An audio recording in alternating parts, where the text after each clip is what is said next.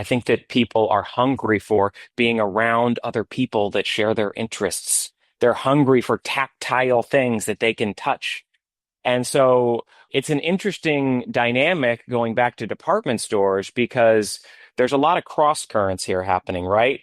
E-commerce has been on the rise over the years. Yeah. I think mainly because it's just become so convenient. It's not because customers don't want to talk to people or go into stores. It's a matter of convenience. And so you see that when stores are able to marry customer experience and human connection with convenience, they really win. Hi, and welcome to Handbag Designer 101, the podcast with your host, Emily Blumenthal, handbag industry expert and the handbag fairy godmother. Each week, we uncover the stories behind the handbags we love, from the iconic brands and top designers to the creativity, craftsmanship, and culture that define the handbag world. Whether you're a designer, collector, or simply passionate about handbags, this is your front row seat to it all.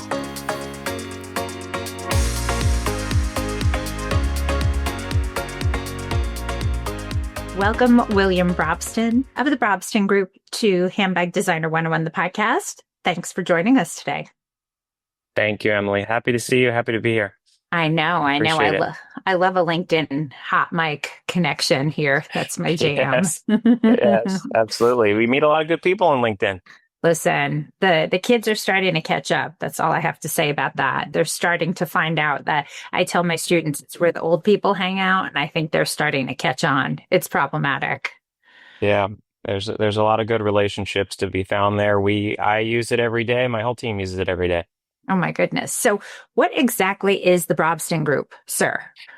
Thank you. So I launched our company about 9 years ago now after spending 15 years in the fashion business myself. I spent many years with Neiman Marcus and Brunello Cucinelli and Prada, growing and running retail stores and corporate teams, and always found that the people piece of the business was the most important piece to put together properly, to drive business, to improve culture, to connect better with clients, that builds long-term business. And there, I think, was a major opportunity then and continues to be a really important opportunity today. And I think continuing going forward, really for all organizations, but definitely for my specialty, which is fashion, jewelry, home decor, beauty, to elevate teams and put together really product, client, and experience engaged leaders will help build great accessories, fashion, jewelry, home decor businesses in the future. And so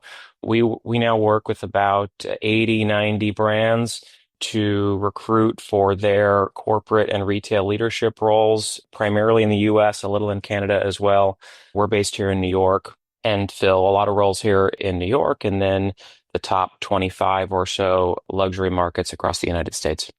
So with your experience, what were you finding with your 15 plus years of working in the industry in terms of talent, of people coming in, and where do you think the strengths were and where do you think the deficits were? Yeah, I think that hiring in teams is so important to find leaders and associates who are really aligned with your brand mission, understand how they fit into the process, and are focused on the same goals together. And what I found both when I was in the industry and since is that it's really the responsibility of leadership to, yes, of course, identify those people, but then guide their teams in the right direction to keep Set the tone. brand values, set the tone, keep the mission in focus, and keep everybody moving in the right direction. And so I think it's really the major opportunity is bringing in leaders who understand that idea that you have to bring talented people together, yes, but then help point them in the right direction and keep them focused on brand and on mission and on clients. You know, one of the things that I find repeatedly throughout organizations and just in my own experience in the business is brands can often be singularly focused on product, which is, of course, the foundation. You have to be focused on what you make, but it is equally important that you are focused on relationships with your clients. And those relationships often happen one-on-one at a retail level. And all of the energy and focus oftentimes happens within a corporate setting where you're creating product and building brand messages and building brand partnerships and figuring out your distribution strategy. But it's really, really important that you not forget that client relationships often start with a sales associate on the floor. And all that work that happens in the corporate team has to get distilled into that sales associate that's standing in front of your client. And so we do a lot of work on the retail level because we have always felt that that's really, really important. It's my own background myself. I started on the retail floor selling ladies' shoes at Neiman Marcus in Boston and learned so much from that experience of working directly with clients. And it really is a big part of what inspires me every day, of making sure that you have people in the team, in the business that are super client experience focused, because those clients are what builds your business over time. I think you said a few good things here because I, 100 million years ago, had an opportunity when I started working, and my first job was in advertising, and I so wanted to get on the sales side because that was the sexy side. They did sales trips. I mean, granted, this is a long time ago, but they did dinners and parties and events, and it just seemed like the fun side. Whereas the buyers were always in the office. Like they didn't get to do the fun things. They had to wait to be called on. And I really, after being an intern, was like, that's where I want to go. And someone at ESPN took me out to lunch as an intern and said, and these are sage words, and I've repeated them over and over to my students, you would never open up a clothing store if you didn't know how to shop. And if you don't know Yeah. how to shop, you don't know how to buy for your customer. You don't know how to get into the mindset of what they are looking for and what they want and their constraints and what's already in their mindset of ethnographics of what they woke up, what they had for breakfast, what they're driving, and all those things that you really need to get into the nitty gritty of the customer before you can even think to go and want to be that person who opens up a fabulous store. So So important. And we fill a lot of buying and merchandising roles. And as you know, these functions are really, they're dual functions. It's understand the client, understand trend, understand human behavior, and also be great with numbers, be great with analytics, be great at forecasting and planning. And what I've really found is that the great buyers in our business are the ones that put these two halves together really, really effectively. They spend a lot of time on the sales floor, talking to customers, talking to managers, talking to sellers, touching product, watching customers. retail And anthropology. yeah, it's so important. And because what's happening on the floor is the business. And seeing all that work, listen, buyers and merchandisers spend sleepless nights throughout the night, all the time, figuring out their collections and picking colors and picking styles and shapes and choosing details and working on costing. And that's the foundation of the business. But what is also so important is to see then how does a customer react to all of those decisions? And those secrets are often contained in those little conversations with sellers that are sometimes difficult to uncover, and you really got to work at it. And the best buyers and merchandisers are really engaged with those things. You know, speaking about that, Saks recently had an interesting situation Yeah, from, that's an understatement. yeah, but and I know it was so much it is so many corporate issues that compounded that turned one thing into a bigger thing that turned into almost like a back end virus that they almost couldn't even see their way out of. If you were to have given a retailer, like you as your expert self, what would you have said?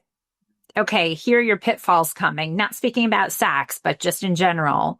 What were some things that you're like, from a client standpoint, from a people out, boots on the ground, people front facing, what would you have said? Like, what are some This things is you should be a looking out really great for? question. Honestly, I've been talking and thinking about this for many, many years because the bigger box department store environment over the last 15 years has slowly gotten a little disconnected from culture, from client culture and shopping culture and what we have seen over time is that customers prefer smaller, more intimate experiences. Do you think that's why bookstores have made such a comeback? I think that, I mean, it's a really interesting thought. I think that, yes, in some ways, we as people, there's a pendulum, right? And as technology permeates our lives and AI replaces human connection in some pieces of our lives. And we go into offices less and interact with our coworkers less. And customer service is more and more chat instead of phone. We're losing connection with people around us. And I believe very deeply that humans, but in our context, customers really yearn for human connection and meaning in what they buy, in what they interact with in their day. And so certainly I think that's one of the drivers. And as in the example you give about bookstores, I think that people are hungry for being around other people that share their interests. They're hungry for tactile things that they can touch. And so it's an interesting dynamic going back to department stores because there's a lot of cross currents here happening, right? E-commerce has been on the rise over the years. Yeah. I think mainly because it's just become so convenient. It's not because customers don't want to talk to people or go into stores. It's a matter of convenience. And so you see that when stores are able to marry customer experience and human connection with convenience, they really win. I also think that going back to your question about department stores, my instinct is that the long-term trend is going to be department store footprints shrinking. That where you might have an average department store, a Neiman's, a Saks, a Bloomingdale's, a Macy's at 100,000 square feet right now throughout the United States, that I would bet you that the average luxury department store square footage that's built over the next 10 years is going to be 30, 40,000 square feet. We're already seeing that. Bloomies has a really interesting new concept that is starting to be tested in some local markets. Fascinating. They're at like 20 or 30,000 square feet, very neighborhood oriented, closer to the customer, closer to the local market. Really interesting tests that they're doing. It kind of feels like the old Barneys that were in the secondary markets, the Barneys that were in Chicago and the other smaller markets. And so I think that you will see a shrinking of the footprint. And part of the reason why I think that will work is that it will feel more intimate. Customers will feel more connected to sellers, more connected to product just because it's a smaller building. And I think that that's kind of the future. And you've seen customers gravitate towards monobrand boutiques. They're smaller, they're more connected to the brand. They get a more rich experience with the brand. And so I think over time you're going to see a trend towards that more close connection to the customer. I think you raise so many good points with that. And if you look generationally, right, the boomers still go out, I can speak about this. Like my grandma did this, we would drop her off at a mall and she would walk. And, and that was for human connection. That was for experience. It was to see, it was to have some sort of like connection of some description. And then you go all the way down to Gen Alpha that was raised on where would they have that opportunity to be front facing with people? Their sports games, if anything, and maybe the supermarket with their parents. So those But even opportunities, that's happening less. Now even buying groceries is happening online. right. But Yeah. I still think like seeing through the lens of a parent, there's still a need to go in person to buy food. You can't Yes. Yes. bypass Yes. that. Yes. So Yes. the opportunities for these experiences, immersive experiences, I think, in my professional opinion, that I see that on the rise, and then people utilizing that to kind of cross pollinate with shopping. There's VR, but I feel like VR is almost the AI of experiences. You put something on, and then, again, you're still not see, feel, touch. You miss that whole experience. And I know part of buyers programs and even part of retail is part of shopping is that you pick up, you see, feel, touch. You have that experience with the product. And interestingly enough, when .com started, it was a by the way, it was let's think about it. It was, okay, you're lucky if we put you in the store, we'll just throw you online. Now it's, we'll put you online, but if I put you And on my maybe we'll get you in the store. if Yeah. if I put you in the store, like Yeah. you better be brands with fans, like you better be ready to move that Yeah. merchandise, or else those chargebacks, like we're going to punish you if you don't live up to what you said. If you ever wanted to start a handbag line and didn't know where to start, this is for you. Living proof that independent designers can make it big. Emily Blumenthal is one prime example. If you had dreams of becoming a handbag designer and didn't know where to start, this is for you. If you have a handbag brand and are in need of strategy and direction, this is for you. I'm Emily Blumenthal, handbag fairy godmother and handbag designer expert, and this is Handbag Designer 101, the masterclass. Over the next 10 classes, I will break down everything you need to know how to make, market, and manufacture a handbag. Broken down for you that you'll not only skip steps in that handbag building process, but also save money in that learning curve. For the past 20 years, I've been teaching at the top fashion universities in New York City, created the Handbag Awards, and also the Handbag Designer 101 podcast. I'm going to show you like I have countless brands from sketch to sample to shelf, whether you're just starting out and don't know where to begin, or even if you have a handbag line and just need some strategic direction, the Handbag Designer 101 Masterclass is just for you. So let's get started, and you will be the creator of the next It Bag. Join me, Emily Blumenthal, with the Handbag Designer 101 Masterclass.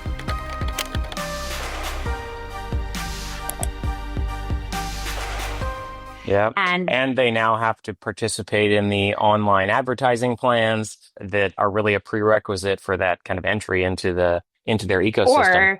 or you're saying you get to be available on these retail platforms, but it's drop ship only. Like they're not investing in your product and you're bringing it in and via con Dios, hope for the best, hope that it sells. So they're really putting the burden on the creator, the designer, the brand to make sure that the merchandise can move. And, as someone who deals with designers on the regular, that's almost an unfair burden to say, like, I know models won't get picked up unless they have a strong enough following. There's so many things that tie into people want to move. So where should that burden fall?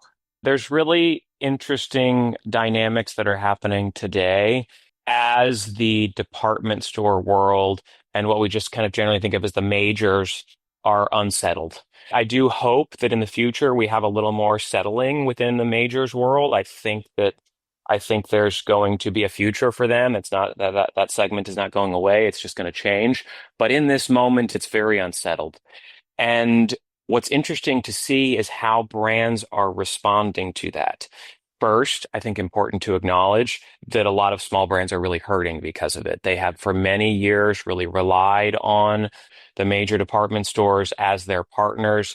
And unfortunately, in this moment, they are really finding that challenging. But the response by many of the brands is saying, okay, well, we clearly cannot rely on these partners anymore. And now we're going to start focusing much more on D2C, and we're going to start focusing on smaller specialty accounts. And this is what's happening throughout the market. And what's really interesting, I have a lot of relationships within the retail real estate world. And what I can tell you is that there is very small inventory available in retail real estate right now because everybody is moving out of department stores and opening their own stores. It's And wild. it's really wild what's happening. It's very busy in that market. I am experiencing it myself as emerging brands are reaching out to us to help them open stores in the US market. It is remarkably busy considering the economic news that we get up and read every day is very uncertain. Meanwhile, small and mid-sized brands are investing, are growing, and a lot of it is a result in a response to the uncertainty in the department store world, where they're really shifting their strategy and saying, okay, well, we're going all in D2C. And then they're also redirecting their wholesale teams to be very specialty account focused. And so I think there's a great opportunity for the specialty independence in this market. It's kind of aligned with what we talked about a minute ago for smaller doors. And then interestingly, as all these brands now go and work to open up their own retail, they're all going to have to really build this customer experience competency in-house, where they didn't really need it before as much. You know, they were relying on their wholesale accounts to do the selling for them. Now they're going to have to do it themselves, and that means building new teams. It means building new strengths internally, and so there's a lot of change happening in the market right now. I mean, I think change is a theme throughout our world in all aspects right now, but you know, the uncertainty in the department store world is really changing a lot of things. Do you think, well, number one, we have this incredible footprint that's happening at New York Now, February 1st through 3rd. I would love to have you come by to see our select handpicked, curated, all those key specialized terms, just because since the Handbag Awards, there really hasn't been a place for designers to be discovered, to be shopped, to be really discovered. So that's what I do. That's my specialty. So we have this incredible group of talent. And I just had a Substack that went out to my lovely 15,000 followers. I'm grateful for all of them. But number one, once this comes out, I know that will have already passed, but I'd love to have you come. But also, Yeah, I'd love to see you there. Yeah, just because I always talk like boutiques, like don't sleep on boutiques. They're the bread and butter of new designers, and they'll pay you on time 9 times out of 10. So, you know, that's what we want. For the most part. Yeah, most of the time. Yeah. But I wanted to ask you, do you think, and what I always tell designers, because I'm typically dealing with ones on an independent level, like the best way to connect with customers is to offer yourself out to these boutiques and say, listen, let's work together. You can invite your customers, your best-selling customers. I will host a meet the designer. I will bring the wine, cheese, crackers, nibblies. I'll have a shopping event. And then if you can get your version of a hometown hero influencer, have her bring her friends, her tier 1, 2, 3 people. And it's a way that absolutely checks all the boxes. Do you think, and I think so many brands and so many retailers, and I think maybe because it's a security issue, they, you know, things got bigger, that they overextended themselves to the point where they missed the opportunity to get that human connection, right? And people get so obsessed with D2C that they forget you need to get that 20% that's going to be your 80% of your business. So how do you find that 20? How do you reward them for staying loyal? Yeah, I think that investing in your specialty accounts is so important. And I think that if you look around at the most successful emerging and, you know, growing premium and luxury brands, you'll find that they spend lots of time in stores. They spend lots of time in doing personal appearances in stores, doing trunk shows in stores, really connecting with these local pockets of clients that are really loyal to these specialty accounts. The unique thing about Like a Richards or a Bendels. Mitchell's or a Bendels, they have a very loyal core customer that really prioritizes that store in their shopping life. And so when you can become a part of that relationship by being there physically, it really introduces you to a whole new customer. And so what most brands are doing these days is definitely a hybrid of the two strategies, D2C and wholesale. And most brands look at the wholesale channel as driving brand awareness, finding a new customer, introducing themselves to a whole new market, discovering new customer segments that they didn't really know about before, because the kind of client that shops in the local specialty store is often somewhat different from the client that shops on their website or is finding them on Instagram.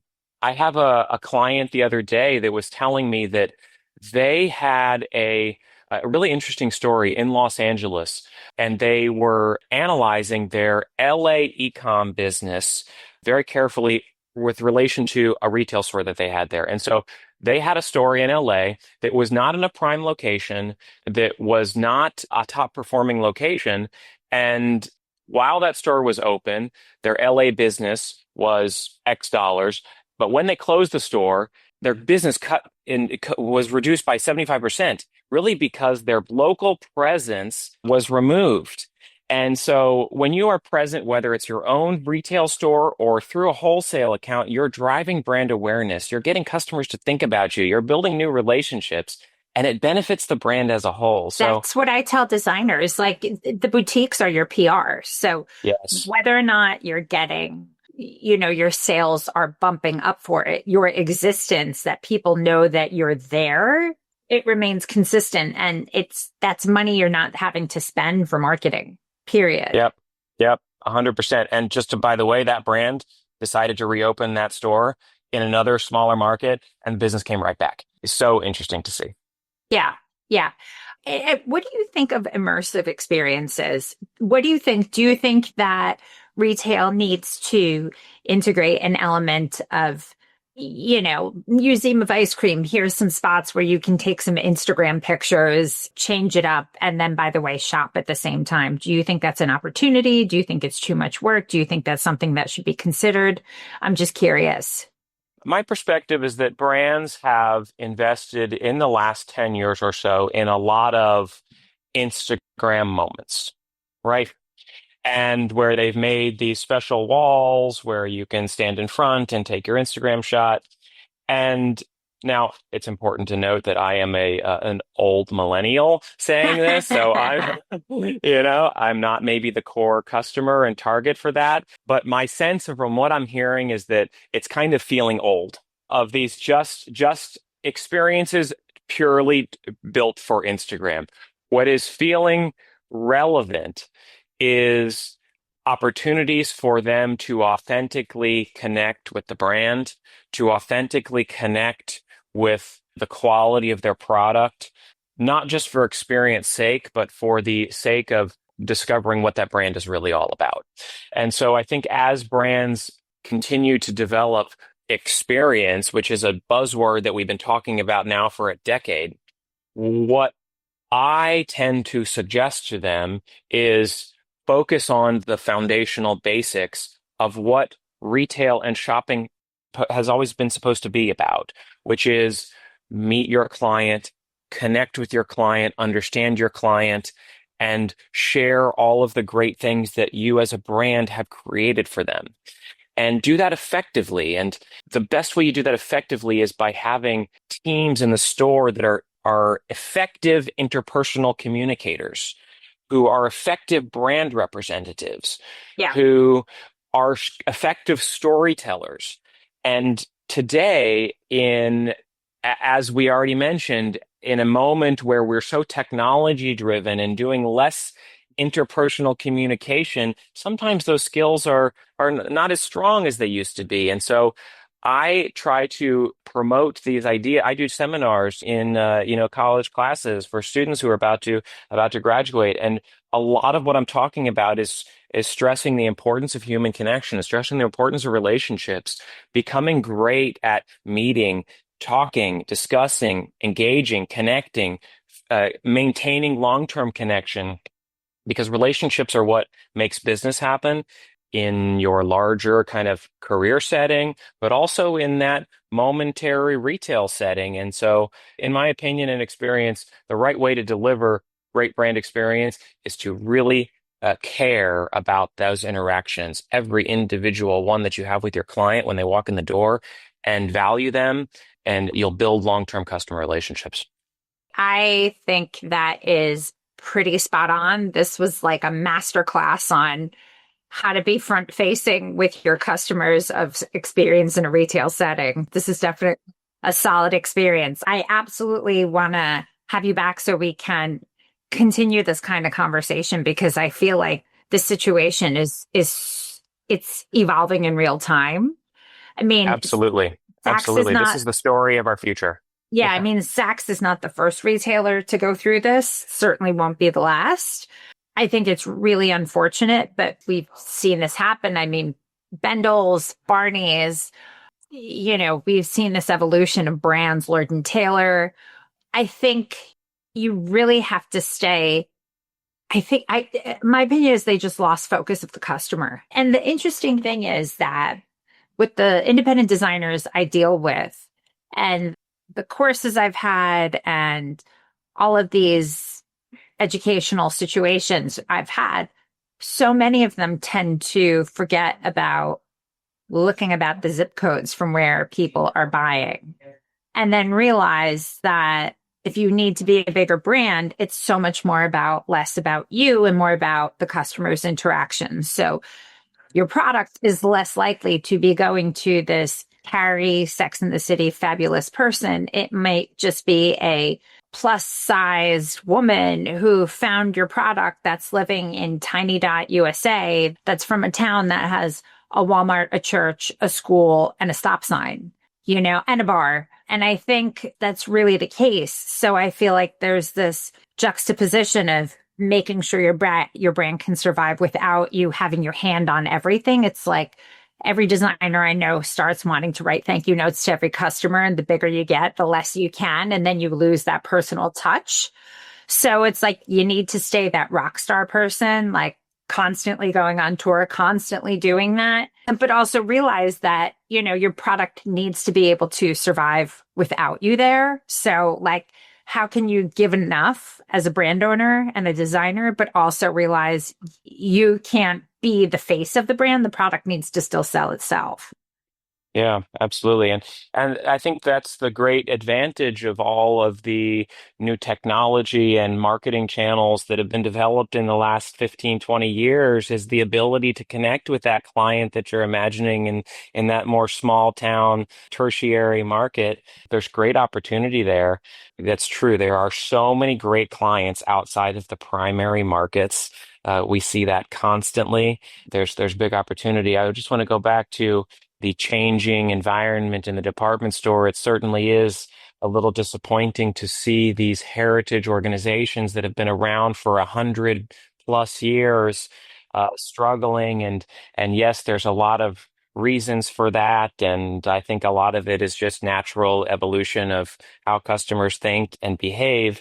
But to me, it also opens up great opportunity for the future. There are brands and retailers that are going to innovate from here and create new things. And to me, that is the most exciting part of all of this. When business slows in a certain area, it creates big opportunity in other areas. And today, in this month of, January going into February 2026, that means that brands are opening up more stores of their own. But I guarantee you that what we're going to see in the next 12 months, 24 months is new wholesale strategies, because there is this big opportunity being vacated in the major department store world that is going to migrate somewhere else. And I'm really interested to see where that's going to be. And I think it's going to create a whole new class of selling channel that I think will be really interesting. William Brobston, it has been a delight. How can we find you, follow you? Because you just tied this up in a bow. Thank you. You can reach us at brobstongroup.com. We have about 6,000 jobs posted as of today in the United States. And I'm on LinkedIn, William Brobston. Happy to connect with everybody that's interested. And it's Brobston, Brobston. You Fabulous. Got it. Okay. Thanks for joining us. Great to see you. Thank you. Thank you. Thanks for listening. Don't forget to rate and review and follow us on every single platform at Handbag Designer. Thanks so much. See you next time.